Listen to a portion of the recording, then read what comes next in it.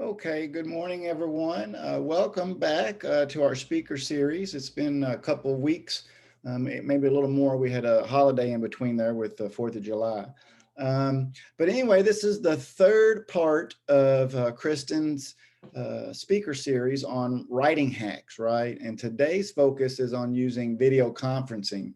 And we were just talking prior to the meeting that this tool, this technique of teaching through video conferencing has become a lot more popular and necessary, really, because of how we've had to modify during the pandemic.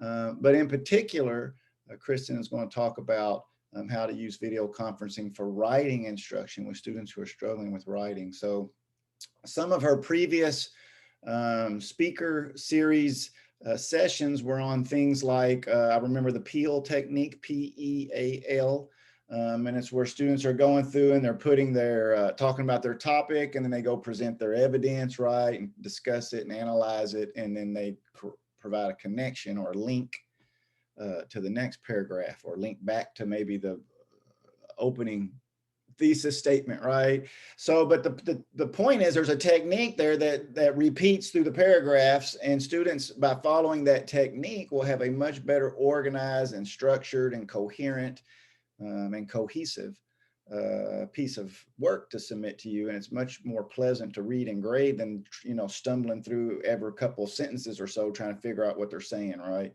So anyway, without any further ado, I'm going to turn it over to Professor Bellows and let her begin her session number 3. Hi, everybody. I'm really glad that you could make it today. Thank you so much for participating. I have to just initially say that we have some roofers that decided to show up this morning and bang on the ceiling, so you might hear some banging. Sorry about that. We're just gonna have to roll with it. But we'll just imagine that's the applause in the background throughout your presentation. Oh, thank you. Yeah. Okay. So today what I'd like to talk about is are a couple ways that you can use video conferencing to your advantage, especially in helping your students improve their writing skills. And as we know, especially as educators in classrooms, universities all over the world, really, the pandemic really sort of minimized our ability to have more contact with our students and help them in a more active way in terms of their instructing their writing. So what I want to do with this presentation is really give you some techniques and some ideas about what we're dealing with essentially in terms of why students need our video conferencing, even if you're not doing video conferencing with your courses right now. I realize with Aspen and with USU, sometimes your courses don't really demand that sort of face-to-face. At least, we're just coming into the idea of interacting face-to-face again in our classrooms, but we're probably always going to need video conferencing. And that's one thing to really remember, is that these techniques can be used for really across the board. So it's not only for your students, but it's also for you to understand that this is another sort of tool in your toolkit, as we say, to use. Maybe there's a course down the road that you're going to teach or you want to create that has video conferencing sort of embedded in it, because you understand how important it is for students to have more of a connection and not just have online sort of platforms to interact with. And also, it's one thing that maybe I know that a lot of, especially out here in San Diego, a lot of instructors are adjunct, and they work at different universities simultaneously, and some of those courses really ask you to do video conferencing. So even if it doesn't apply to your courses right now, one thing you could do is embed some of these ideas into your courses, but also maybe down the road you will have the opportunity to do this in a regular way. For me, I have 4 courses going for United States University, and usually on Tuesdays I have office hours. So I'll use video conferencing for my students who need sort of and desire one-on-one kind of conferencing, is especially with writing instruction. So it sort of cuts out the back and forth between my students and myself, and it allows sort of a very easy sort of navigation through exactly what the techniques are that I'm trying to teach them in writing. I also teach for Harvard, right? This summer I have a summer program, which is a poetry course. It's a 7-week poetry course, and it's very intense. And so what we have set up for our Harvard courses is that we have 3 Zoom sessions per semester, or per, this summer it's every other week. So tomorrow I will have a video conference where I will ask them to annotate previous, a poem before they get on with me, and then we'll analyze together, and then I'm gonna shoot them off into different small groups to work on their ultimate final paper. And so I'm gonna show you exactly what I will do tomorrow with my group, and that session is an hour and a half. So I'll split it up and have a whole group session, then have a smaller group session. And that's required for this particular course, but that's what I do on Tuesdays for my USU courses. And I have 4 of them going, especially this summer. So 5 courses. And I feel like it's a great way to expedite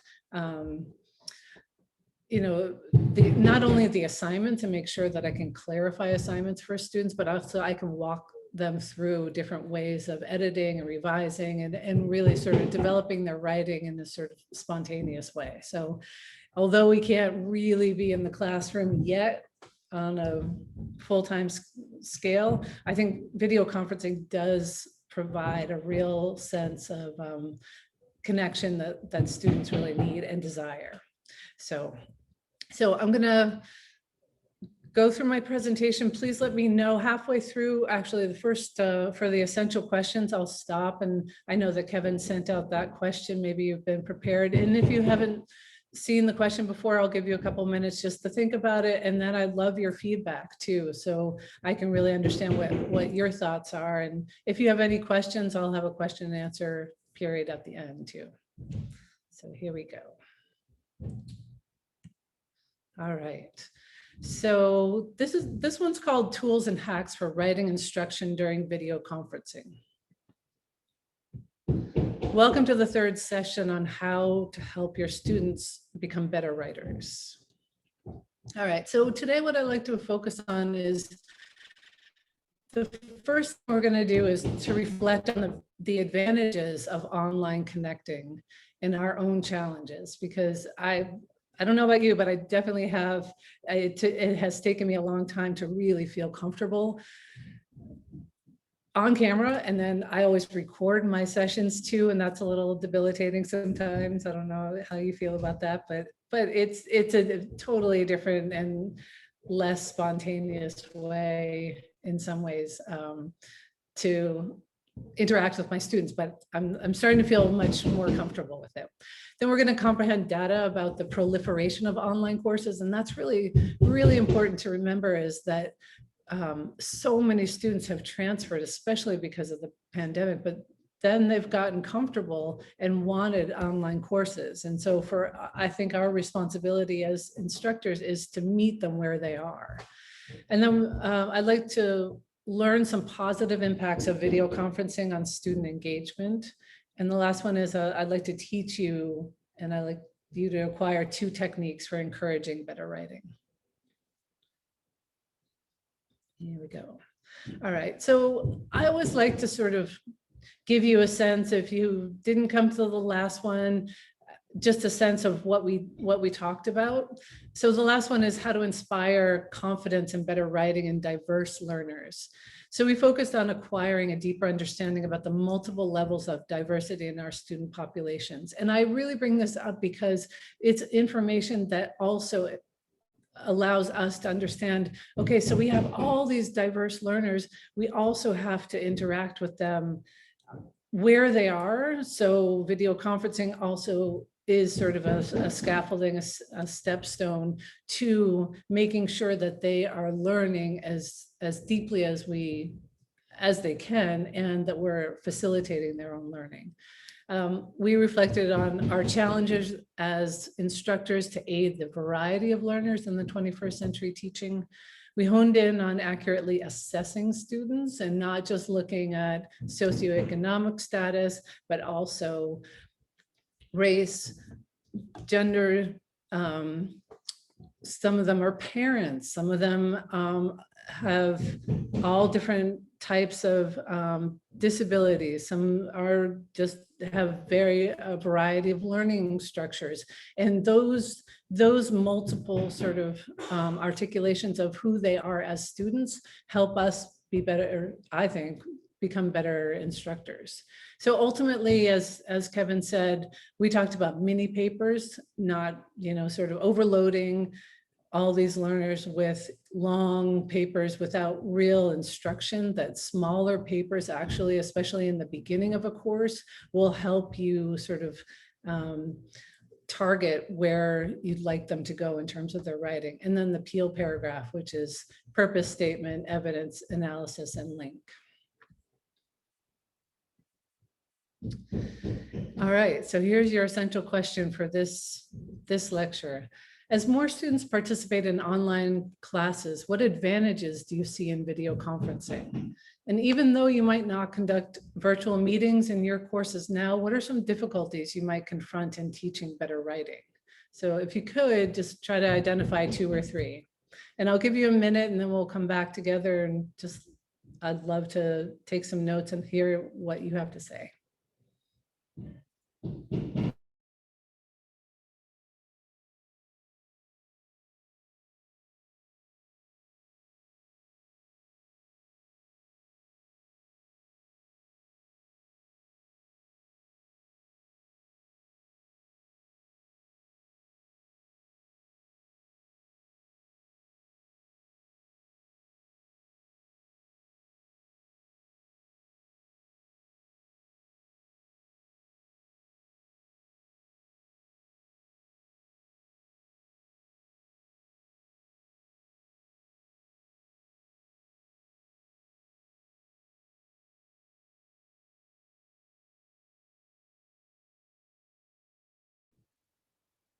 All right, let's take a couple more seconds.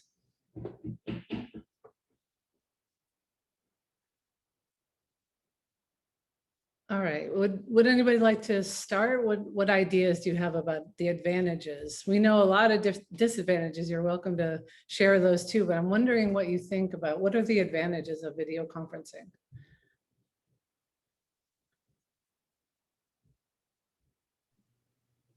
I'll go first, Kristen.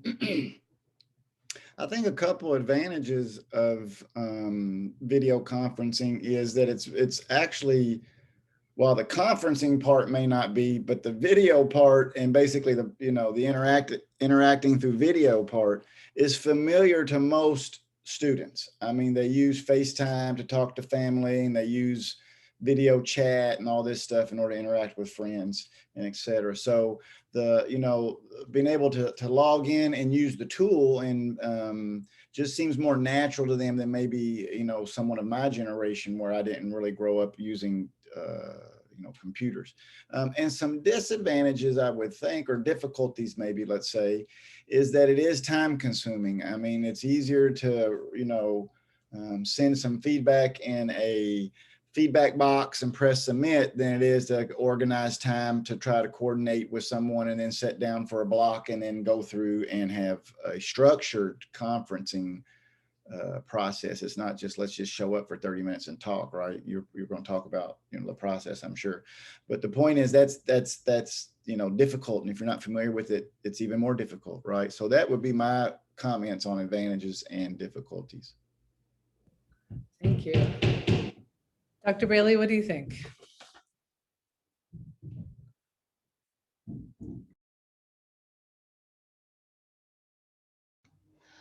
Hi.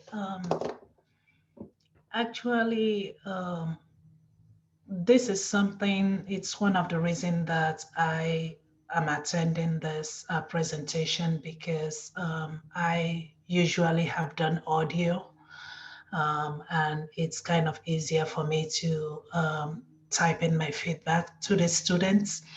And something I have lacked over the years is actually using video. Maybe I mean, I always show my face in our meetings, but I have this huge, I'm not sure, like, confidence to kind of go and record myself.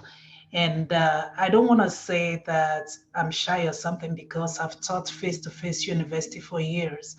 But I believe that adopting this method of conferencing with students, I believe that it will help them. Like Dr. Trasha said, it's easier because they are used to, this is the millennium children, and they are used to conferencing with their friends and family via FaceTime. I think it will put them more at ease to put a name to the face, actually chat with you. But I'm not sure of specific difficulty I'm having to do that, because I'm here, face, you know, you see my face, but it's something I haven't, I lacked, and I really want to gain more confidence, or probably there are more ideas to use them in interacting with my students. That's all I really have now. Yeah, that's great. Thank you so much. I'm really happy that you're here. Thank you. Thank you. Evelyn, what do you think about that? I agree with Dr. Bailey. There's advantages because you need the human interaction. Instead of me, I do the same thing you do, Dr. Bailey. Everything is through audio feedback, and only the introduction, when they first start the module, they'll see a video of me. And that took like almost 10 tries, because everything was, my head's not in place. I didn't say this right. You know, so I would imagine doing a video is going to take me longer.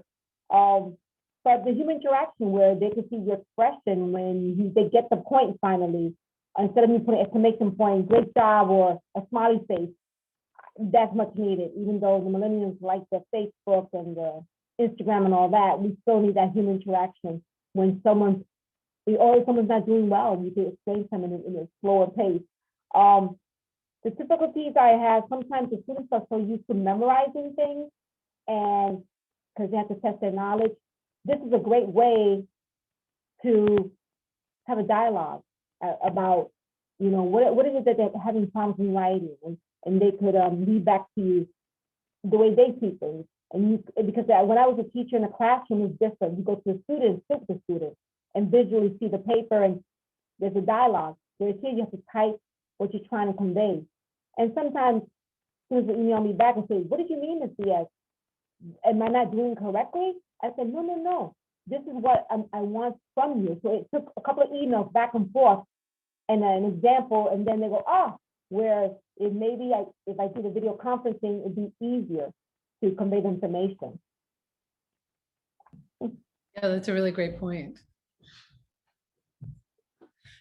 I think also sometimes, you know, in sort of writing exchanges, you can sort of lose your own personality and the voice, and also the warmth that we have as instructors. And that's one thing that it's one way that you can sort of bridge that distance between your students and the writing assignments or the course material, or just generally their experience within your course, is video conferencing can create that connection. And as we know, that the progress principle we talked about last time is students need to have a sense of progress every day in order to be motivated, especially students who are really struggling. And you know, during this past 15 months of dealing with the pandemic and different lockdowns and that kind of thing, we don't know what they have gone through, besides all the sort of multitudinous levels of their own lives. We had the pandemic on top of that. And I think that's one thing to just be aware of. And what Evelyn said about having this human connection can really, it could save some students from dropping out of your classes. I have one student right now who she's trying to get her nursing degree, and she's failed some of these gen ed English courses 3 or 4 times, and this is the last time. And every time she's like, you know, Professor Bellows, I'm not sure if I'm going to do this. And for this 8-week session, I decided that every week I'm going to touch base with her, whether it's video conferencing or we'll email her. The other day, I called her on the phone to make sure that she passed in an assignment. And I just feel like that is what I can do to say, wait a second, I know that you're having a tough time. She works full time. She has kids. She, you know, there are just so many things going on in her life, and I really want her to be successful. So it's one way that I can say, hey, I'm still here. And it takes half an hour out of my week. I can't do that all the time for every single student, but I can really do my best to reach out there. And office hours really help, because any student can come and talk to me, you know, online in a video situation. And a lot of times they are relieved that, you know, it sort of eliminates that potential wall of student and professor. And I think that's really important. Any other thoughts about these 2 questions? Some of the advantages and disadvantages of video conferencing?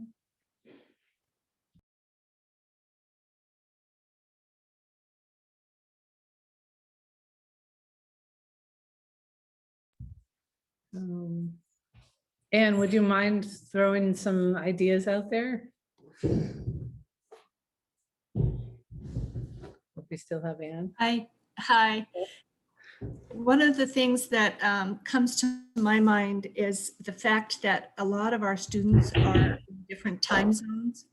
And so our communication often needs to be asynchronous. So to get that video and personal kind of warmth that you referred to in kind of an asynchronous environment, a lot of our faculty have been using Loom, and you know, it's free, and educators, you know, apply it pretty easily, and they can pull up the paper or where the student is, you know, struggling, and you can kind of point out with your cursor and with highlighting sections exactly what you're talking about. And I find that as you're speaking, you know, your face is on there, so your tone and voice and warmth can be you know, less intimidating while you're giving a lot of correction to students who without that can feel a little bit defensive. And so I think our faculty has really enjoyed using Loom for that reason, because our students are busy and it is hard to have synchronous sessions. Yeah, really wonderful points. And I also really love just considering how do we come across in the classroom. It would be, it's one thing on, you know, Dr. Bailey was saying, maybe there's this, you know, you don't always feel as confident, and you have to have your well, I have roofers here, and I have, you know, they sort of see your house as well, and maybe that's actually a good thing. Maybe that's a way of saying, okay, we're all in this together. And I think the more that we can bring them closer to us and really understand that they are looking to us for not only guidance, but also just a sense that it matters. And so that's another way that, like Anne was saying, to convey your own personality and your own warmth that you want to help them. So I think those are great points. Thank you so much. Any other last thoughts?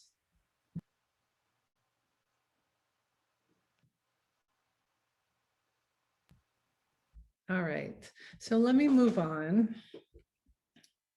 Make this a little smaller. Okay, so just generally, I'd like to kind of go over some data. I won't read everything that I put up here. I don't want to sort of inundate you with too much written word here. I would really want to get to the techniques, but it's really important to understand that in the fall 2018, there were 6,932,074 students enrolled in any distant education courses at degree granting post-secondary institution, which means the proportion of students enrolled exclusively online grew to 15.4%. And that was 2 years ago. And I'm sure that the data that I have that's coming out for 2021, I wanted to make sure that I had a couple other studies on that, so they haven't been prepared yet. But that was up from 14.7% in 2016. So essentially 1 in 6 students is online for learning. And I would sort of guess that that's really increasing especially during the pandemic.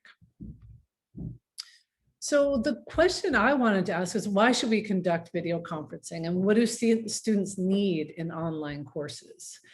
According to Life Size Education, 89% of people say that video conferencing helps them, helps them feel connected to people and assignments that they care about. 98% of the respondents also say that video strengthens relationships both outside and inside school. Now, I bring that up because we know that the more connection that students have with not only with our content, but with us, the more successful they will be.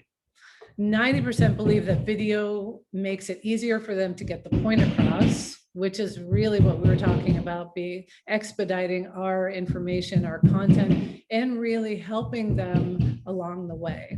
89% say that video conferencing reduces the time required to complete projects or tasks. Now, that's not only helpful for them, but it's also helpful for us. So what I'm trying to toggle back and forth with these 4 lectures is, how do we help students? Like, what is our responsibility, and how is it going to make our jobs easier? So connection means motivation, confidence, and progress. And that's all about the progress principle for Amabile.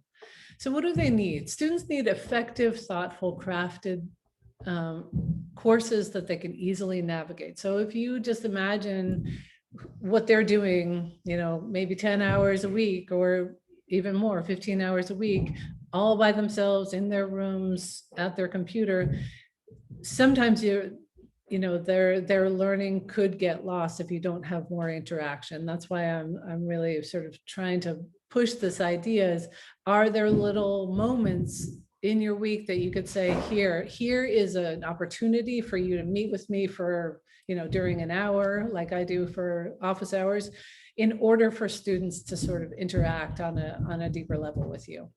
And then finally, they want more interaction with instructors. There's something about working face-to-face and sharing screens in real time that helps those complicated calculus concepts click better, says a student. This use of video conferencing can definitely be applied to college, and also help students prepare for their time after college in virtual meetings. So this is another thing. It's an extension of what they have to have this ease. It's a way of really supporting their own sort of efficacy and adaptability ultimately in their workplace. Sorry about the pounding. All right. So what does video conferencing provide? It promotes better student engagement, certainly, allows instructors to teach, clarify, and correct. And you can do that without spending hours and hours writing these sort of corrections. And then it creates more direct, individualized instruction to expedite assignments and grading. And I think that's also really important because we also have very busy lives. All right, so the first one is, and maybe you know this already, but I think it's really important to have just the ease. These are two kind of very straightforward techniques that you can use. And I'm going to show you exactly how to do this. Oops. The first one is using a whiteboard on Zoom. You can also do it on Google Meetup as well. So it's active annotation together, or if it's not annotation, maybe it's active reading together, whether it's the instructions to your final paper, or it's a math problem that you would like to really sort of walk them through in order for them to be launched off into the week's progress. You could also record your own video and then put it into your course, or send it to your students and say, here's an idea of this 5-minute calculus problem that I'll walk you through, see how you do this week, good luck, kind of thing.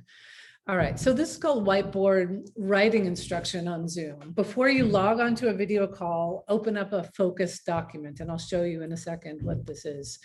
Be sure to minimize or close other files and windows, because if you don't have that one document up, they can see what else is on your desktop.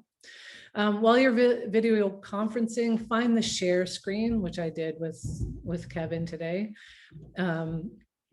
And you look for that on the bottom dock. If you want to take a screenshot of this, just so you have the directions, you're welcome to. There's a pop-up window that allows you to choose a document. And once you choose it, it'll appear as a whole picture while creating smaller images of the participants, which I have up here with your faces on while I read this. Here you can use a toolbar for highlighting, circling, editing through active annotation together. And then this is purposeful and interactive tutorial will model the targeted skills while making it easy for students to replicate when they're writing at asynchronous times. So let me show you. There you go. All right, so I'm going to stop this share and share something else. Oops, yeah. Okay. So here's one of just an abstract, let me reduce this size here. So this is an abstract that one of my students actually in one of my courses this session at USU wrote for her first paper.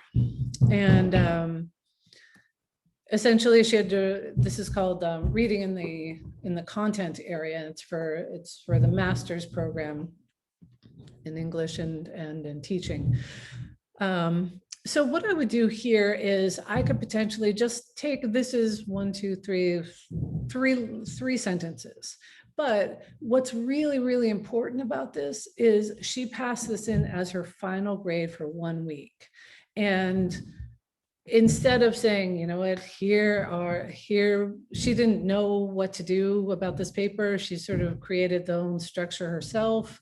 She didn't title her paper. You know, there are all these things that I already see that are glaring, but if I write all of those down, it might be just too overwhelming. Plus, this wasn't a draft. This was her final paper. But what I understand is this is the first week in a course of 8 weeks. And it's really important to intervene in the very beginning stages. As we said before, we're front loading all of these skills in order for you to get a better paper at the end of the session, or, you know, to really see the progress over this, however long the course is. I teach at Harvard, I teach the semester long courses. And so if I don't intervene in the first couple of weeks with my video conferencing, then my students are kind of lost in some ways, or they're just going to do whatever they thought that, you know, they understand how to write a paper. And a lot of people, even graduate students, are not totally sure how to structure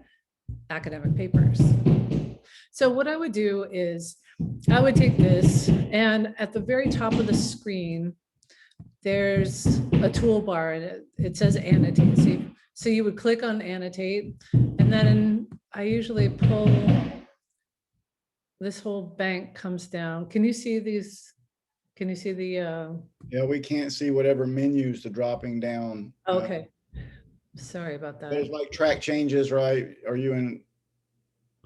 So yeah, this is essentially a toolbar that comes down. So you press annotate and then the toolbar comes down, and I usually click draw. Are you in which Mac? is- I'm on a Mac, yes. Okay. Most other people probably don't use Macs, but they would go into probably review, I think is the toolbar title on the ribbon, and then you Yes. track changes, and then you can go through and do the stuff that she's going to show you. That they call it something else in Mac.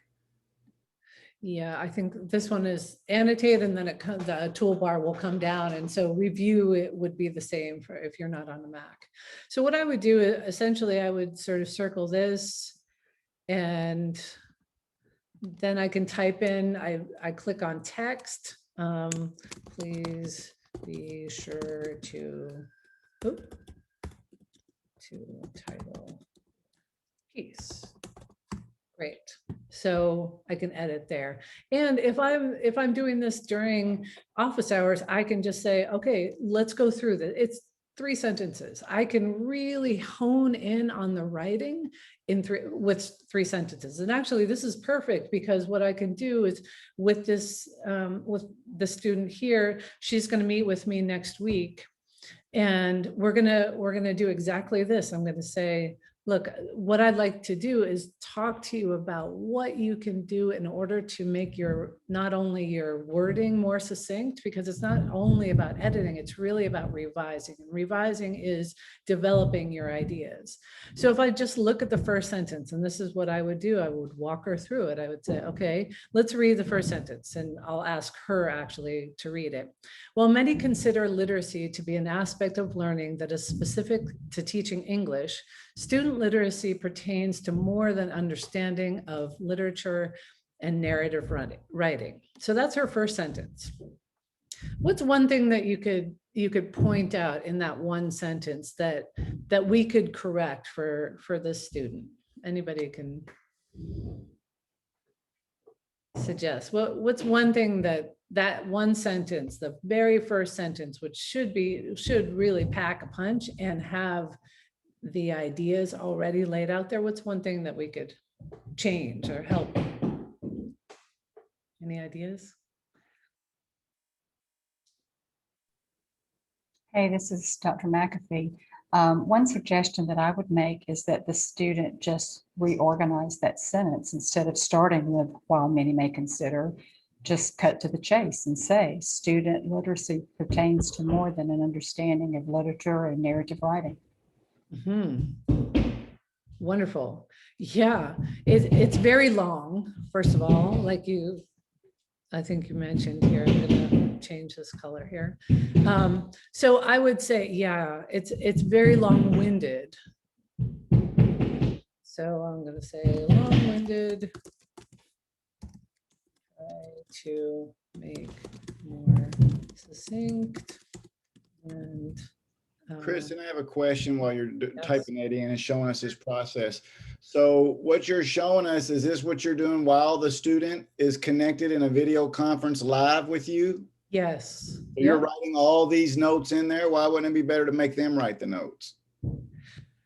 Yeah, the only thing about Or that do is, you do this in advance? First, I thought you did this in advance, send it to them, and then Mhm. when y'all come together, then you can just talk about it. But to add a little note there, by the way, do y'all use Turnitin over at USU? Mhm. Yes, we do. Turnitin has a whole entire editing tool called Quick Marks that doesn't make you have to do what you're doing here. This seems, very manual.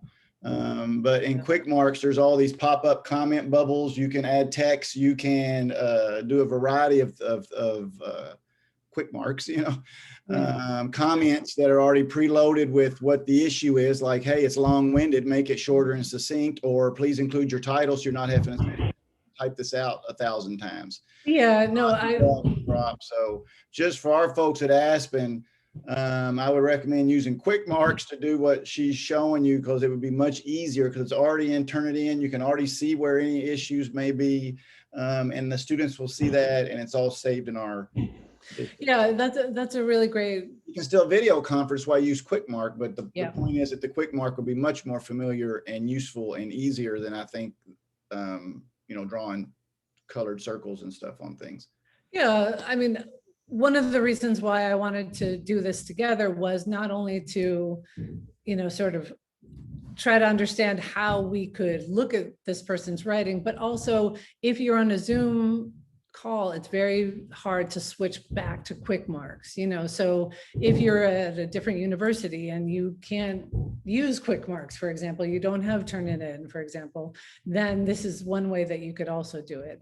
And just very briefly, if I go back to here drawing, one thing that I would also talk about with this student is how many times they've used certain words like literacy, literature, writing, literacy again. And these are, this is one thing that you could point out to your students and say, you don't have to repeat so many different words. And by doing that, you're really trying to help them walk them through this kind of process of understanding writing. So the ideas, she has some really strong ideas, but some of the ideas are kind of diluted by the wordiness of it and the repetition. So that's one of the reasons why I wanted to do this with you, just so that you understand how can you do it. That first sentence should pack a punch. And it could be just 2 sentences, but it's just a very wordy abstract. So, all right, let me go back into, I'm going to share my presentation again. All right. So the second one is a technique that I use a lot when I have my Harvard classes. Obviously, sometimes for USU, I'll have maybe 15 students, and the Harvard classes sometimes come out to 40 students, and that's overwhelming in some ways. And I can have 1 hour of poetry analysis or writing analysis, but it's really, really effective to allow students to work off each other and help each other. And this is one thing that you can do on Zoom. You can also do it on Google Meet and several other different platforms, but it's called just using breakout rooms. And as Kevin was talking about in the very beginning, is sometimes video conferencing takes some time you have to structure it just like you would structure a lesson. So the cool thing about breakout rooms is that you can give them certain assignments that you have targeted because you've seen how they're writing or you've seen what they're struggling with, and you can sort of give them more specific feedback, and they can participate and collaborate together. And that's one thing that students also need, not only in their college classes, but also in their professional lives as well. So on Zoom and Google Meet, there's a function that allows you, the host, to set up small group interactions. Writing's improved by the first thing that we know about students writing. And one thing that excuse me one second, that Anne was talking about was making sure that we're, really giving them a sense that this is a safe environment and we're not criticizing them. We're talking about really like constructive criticism for their papers. So breakout rooms allow students to have this safe environment. They can share ideas, they can edit, they can revise together, allowing for peer interaction and intervention to make your lives easier as well, and providing a community that supports the development of good writing. And one thing that I've been trying to hammer home is the importance of knowing that writing is developmental, but it also is process oriented. It's very hard to write a bang up a paper the very first time. It's all about sort of awareness, reflection, drafting, and really being interactive with your students' writing. And then you can supervise the groups by joining each one. Okay, so here's some ideas, and please take a screenshot of this if you if you'd like some ideas about what to do in these breakout rooms. I really believe that it's important to divide the class into groups of 4 or 5. Usually that gives them enough time, depending on the time frame that you have. Maybe smaller groups could be conducive to more sharing, depending on what your class is all about.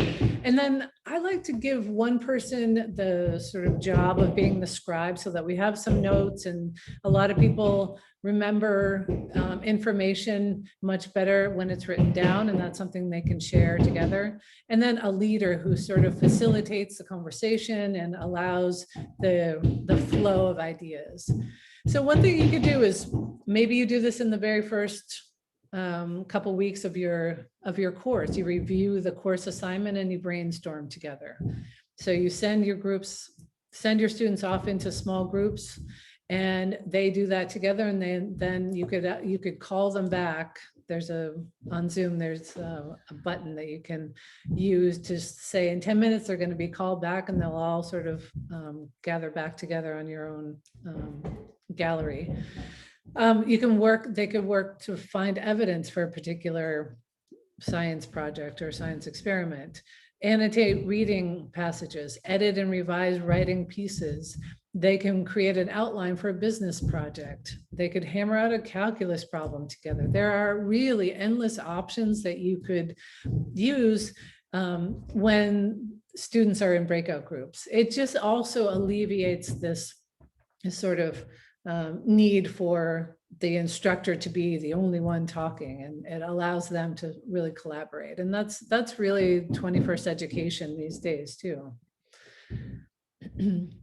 Okay, so I don't want to go through the whole, this is essentially what I put down were the directions for the Zoom breakout groups. Essentially, it allows you to click on through and create these groups, and you could do this, it will auto-populate them, or if you want to specifically move people into specific groups because you know about their learning styles, or you could strategize that way. But if you want to take a screenshot of this and just so you have the directions, I just put them in here. It's a great way to understand how students learn. And the cool thing about it, sometimes I will do this, and sometimes I will just give students 10 or 15 minutes to work together alone. But another thing the instructor can do is join those groups. So you can sort of tap into a group and see what their conversation is about. You can redirect, you can correct, you can add your own influence. Sometimes students will say, well, Professor Bellows, what do you think about this thesis idea? And then, it will give me a way to interact with them. And I don't have to stay in one group. I can visit all the groups by the end of the session. So it's a really good way to do so. All right, so here's a recap of our objectives. So hopefully we reflected on the advantages of video conferencing and our own challenges with it. I certainly have gone through those, and I'm constantly trying to tweak my own ideas about them. And then we've learned about student needs for in-depth online learning, analyzed how important video conferencing is to student engagement, and hopefully you've acquired 2 techniques for encouraging better writing skills: the screen sharing and the breakout rooms. And lastly, questions and answers. Please feel free to ask me anything about how you can help your students and make your job easier. And just as a side note, please don't forget participation for this lecture is 1 hour. And if you'd like to email Kevin for a certificate of attendance, you're welcome to. So this is your time to ask any questions or just any comments. I would love. And I always use your feedback to create my next lecture, so happy to hear you. Kristen, if possible, I'll sort of give my reflection while others are thinking about any possible questions they may have. And of course, reinforce the idea that if anyone wants an hour of professional development, I can send you a certificate of attendance. So it's just kevin.thrasher@aspen.edu. I'll send this recording and you know, a little summary to everyone, and you can just respond to that email. But anyway, this topic I think was very useful in the sense that it is, like you said, you know, the 21st century way now of doing education. And prior to the pandemic, yeah, people were kind of doing it and dipping their toes in it, and yeah, it was sort of the outliers who were, you know, really exploring and experimenting with technology in the classroom. But the vast majority of us were just kind of doing it the way we've always done it, right? Or traditionally, or we were in the asynchronous mindset, right? And a lot of what we're talking about here involves, you know, being synchronous, and that sometimes can be a challenge. But I think you talked about ways to address that, because sometimes video conferencing, while it's not necessarily a conference live where individuals are talking, it can still be a video conference in the sense that there's a conversation going on, but it's more of a reflection throughout, and they can maybe video watch it, because timing will be an issue for people to always be present at a time that's convenient for both the instructor and the student. But anyway, the process, there's a how-to really to how to do a conference. And so Kristen was showing us when she did technique 1, which was basically sort of screen sharing the live document with the student, and then going through items where they could improve, but not overwhelming them, picking out a couple of things. Like, I really like how she was circling and identifying the word literacy and literature, because once she circled it or highlighted, however you want to do it, then all of a sudden it starts showing it visually to the student. These are areas where you can work on. And that's powerful to sit down with a faculty member and do that.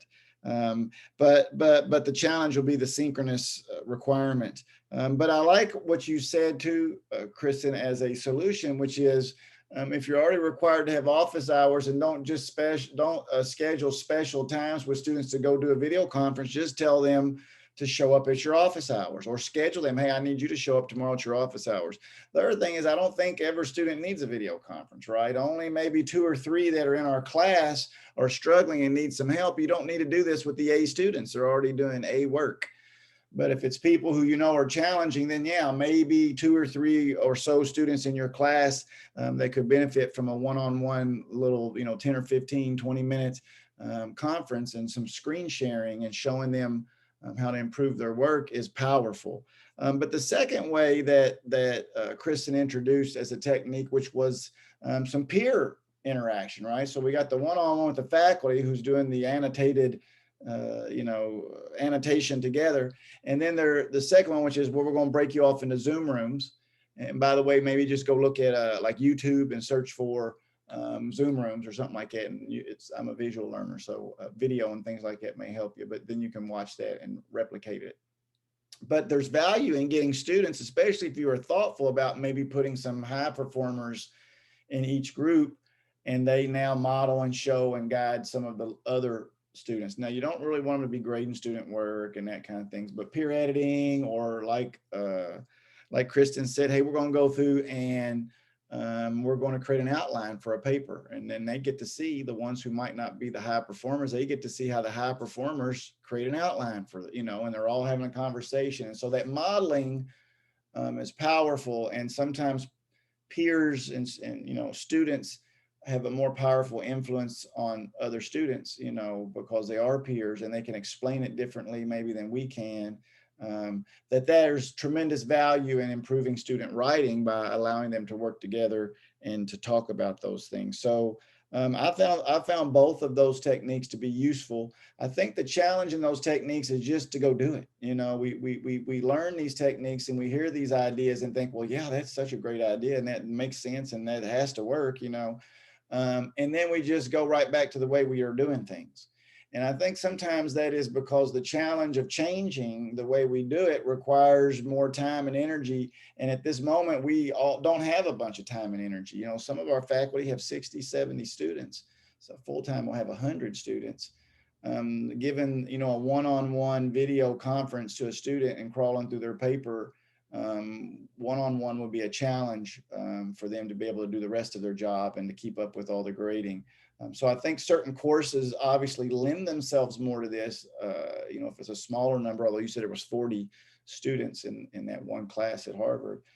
I bet that's difficult. I bet that's very difficult, but maybe it's a 16-week course too. I'm not sure. Some of our courses are 8. So each week something's due, you know, on every Tuesday.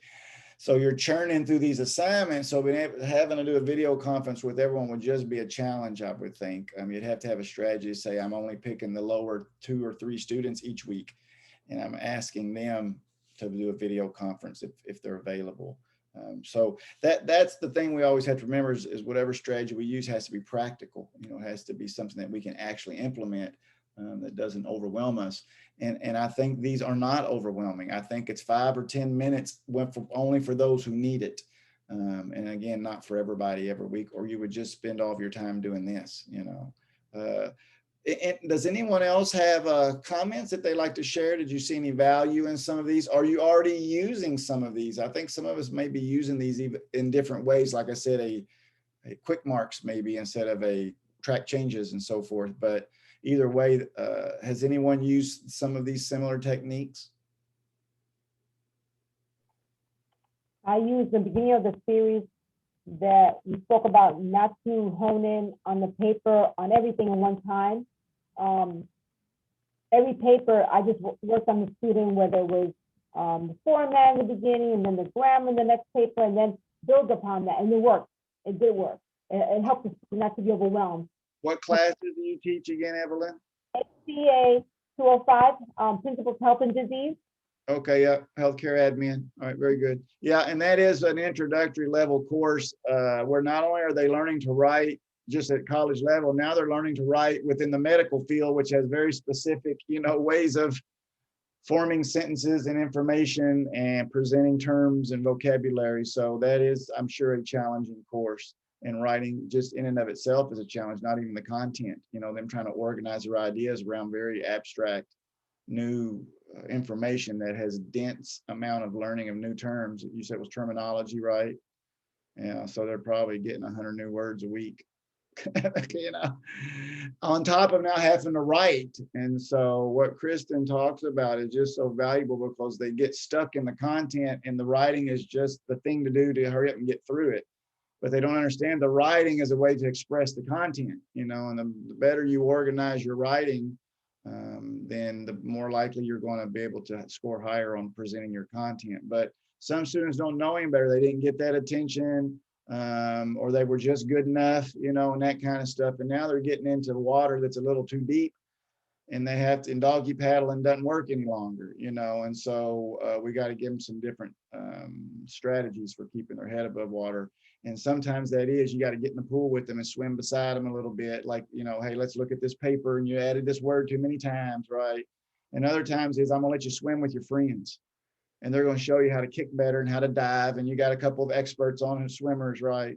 And then at the end of this experience, but at the end of this 8 weeks, you know, there's going to be a little mini Olympics, I guess. And you do, you know, you do your final grade and we will see the progress considering what I saw you submit the first week. So, but again, the challenge is just doing it, you know, and sticking to it, because sometimes you are just trying to get through your day with the grading and the size of the student loads that some courses can have at this process. Yeah, I also like to add that it doesn't have to be perfect. You know, you just have to try it. One thing that I did when I was just starting out using these techniques is I have a colleague who's in Maine, and she and I will go back and forth and just kind of try little techniques out, like the breakout rooms, or we'll edit together and that kind of thing, so that I get her feedback. And you could do this, you know, with another colleague and say, okay, so how did this work on your end if you were the student?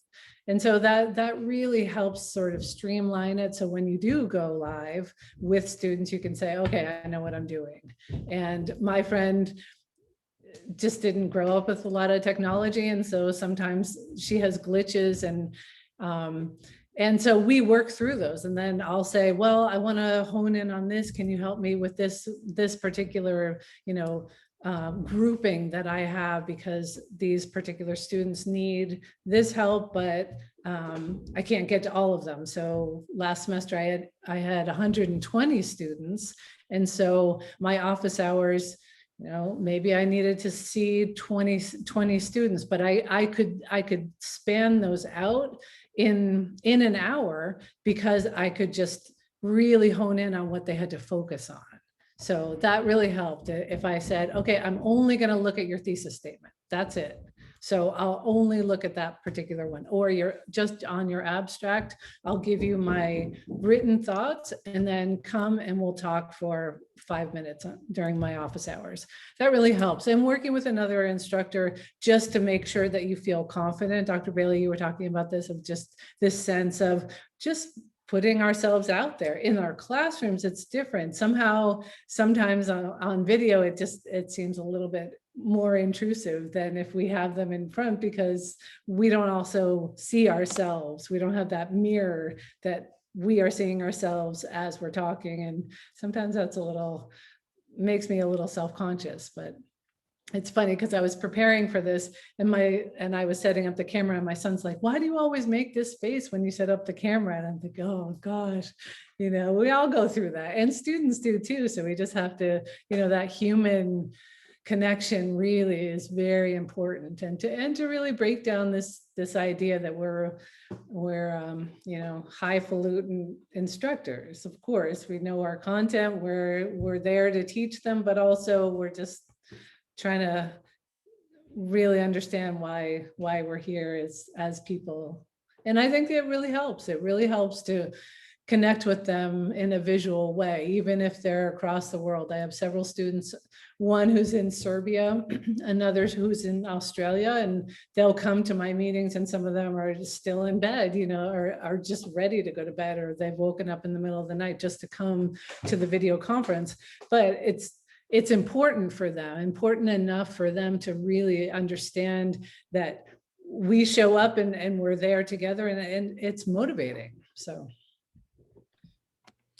Well, thank you, Kristen, and thank you to all of you who've shown up this morning. That just in and of itself shows that your students are going to do better because you showed up. And if you showed up and have learned one new idea that you'll just go try, or to get reinforced for ideas you're already using, but maybe you learn to just tweak it a little differently, then again, your students will do better, right? And so thank you for all that y'all do every day in the classroom that doesn't get recognized, because it does make a difference. And when y'all show up, this is for you. You know, Kristen designed this speaker series for y'all. I had nothing to do with it. You know, she volunteered her time, so to speak. I mean, we do pay presenters, but the point is she volunteered her time in a sense to prepare these and to practice and to do things like she said, make sure the view of the video is always, you know, that's one reason why I think we are intimidated by videos, because we feel vulnerable at the moment because we allow people into our homes. Whereas, you know, like Amaka said, she can talk to people face to face in a work environment and doesn't feel, you know, intimidated. But once you turn your computer on, now they can see the rest of my house and where I live and who I am as a person. We become very vulnerable, but that's okay, because I think that's what, you know, creates that connection and that bond for them to say, well, look, you know, she has a home just like me, or she has the same issues I have, or she and he, and et cetera. So there is power in the video conferencing, because there's something that is real about seeing someone and seeing their reactions that you can't get any other way, you know. And so, and getting off here, I want to tell you one sort of creative invention that I've seen just recently related to this concept of the realness, that we have this visual video. They've come out with these vests now where you can have a vest and another person somewhere else in the world can have this vest. And when y'all sit down, you're like, I just need a hug. You can hug this vest, and the person on the other end of the world who has that matching vest will feel your hug. And they can hug you back. And at that moment, you will feel their hug. I thought that was the most amazing creation in my mind of something that we need probably more so now, is that feeling of touch. We've been overloaded on the visual and the Zooms all through the pandemic in our isolation, but we've forgotten about the touch. And I thought that was a creative way to use technology to still touch folks with a hug. So if you see that thing, you might want to get that for a Christmas present for someone that you love. Anyway, y'all have a good rest of your day. Y'all take care. Thank you very much for coming. Yeah.